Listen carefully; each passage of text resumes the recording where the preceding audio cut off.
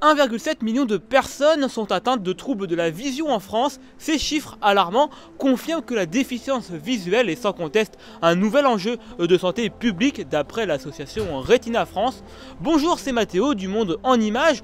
Aujourd'hui, nous sommes partis à la rencontre de Hubert qui a une déficience visuelle et il est membre actif de l'association Retina France. Bonjour Hubert, comment tu vas? Bonjour Mathéo, super, très bien, merci, ouais.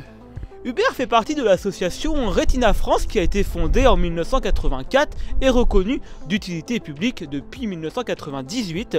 Hubert va vous présenter le fonctionnement de cette association. Retina France, association caritative nationale qui a une structuration plutôt simple, un conseil d'administration en Haute-Garonne, un centre de recherche à Paris, un réseau de correspondants Retina et d'adhérents partout sur le territoire. Et donc, les principaux objectifs sont la recherche en ophtalmologie, l'accompagnement des personnes déficientes visuelles, le soutien à leur famille et composition de 20 000 sympathisants. Bon Hubert, ça te dit, on va rentrer pour continuer l'interview au chaud parce qu'il commence un peu à faire froid quand même. C'est froid ce soir. Bon allez, c'est parti. Eh bien, Hubert Potel, retraité, 62 ans, marié, une fille, et puis un grand investissement auprès d'une association dont on va parler. J'avais 9 ans, et puis il y avait tout un contexte très particulier parce qu'à cette époque-là, on n'avait pas toute la connaissance médicale. Donc autant pour mes parents, c'était une difficulté. Pour ma part, je ne savais pas ce qui pouvait m'attendre tout au long de la vie et à 9 ans, on est enfant. L'apparition donc de la dégénérescence des cellules rétiniennes, puisque c'est la rétine qui est atteinte. Il y a 2 cellules principales, les cônes et les photorécepteurs. Les unes sont dévolues à la vision de près, les autres pour la déambulation et la marche. Donc à l'école, lorsque ça a commencé, je heurtais le coin des bureaux, je ne voyais pas de loin, j'avais peur la nuit, on s'interrogeait, on ne savait pas pourquoi. On qualifiait nombre de choses qui étaient erronées, mais voilà, la maladie commençait et allait évoluer.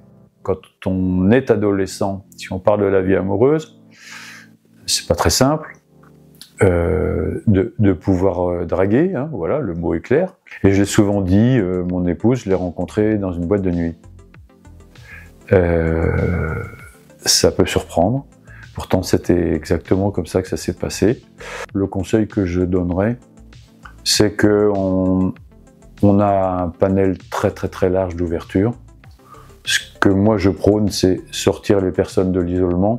Alors les randos Retina, c'est un concept qui a été ouvert pour collecter des fonds en invitant le grand public, ce qui nous permet d'actionner le levier de la recherche, mais en même temps de pouvoir démontrer qu'il est possible de marcher, de courir, de pouvoir faire une activité plutôt traditionnelle et simple, sportive, même quand on est atteint par un problème visuel.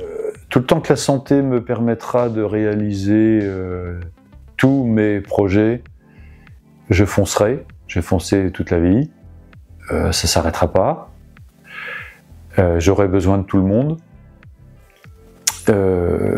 des autres, pour faire les concepts de tous ces projets. Peut-être que la recherche m'aidera, et là, je verrai ce qu'est jour, nuit, couleur, et de continuer ce fameux sport qui m'habite et qui m'aide beaucoup, donc le vélo tandem, la course à pied, et puis de hisser quelques grandes courses, quelques grands niveaux, comme j'ai pu faire, de courses trail en montagne ou d'un futur marathon. Merci à vous de m'avoir permis de parler pour moi, mais pour tous aussi.